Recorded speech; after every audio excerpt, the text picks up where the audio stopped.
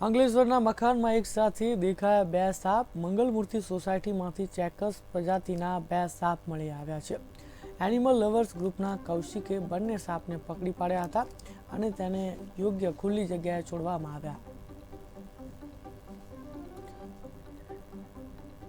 તો રહેણાંક વિસ્તારોની અંદર સાપ દેખાવાની ઘટના સામે આવી છે. સ્ક્રીન પર આપ જોઈ શકો છો, આ બંને સાપ જે છે તે દેખાયા હતા અને રહેણાંક વિસ્તારની અંદર સાપ દેખાતા જે વ્યક્તિ છે, સાપ પકડનાર વ્યક્તિ, તેને બોલાવવામાં આવ્યો હતો અને તેને યોગ્ય સ્થળે છોડી દેવામાં આવ્યા હતા.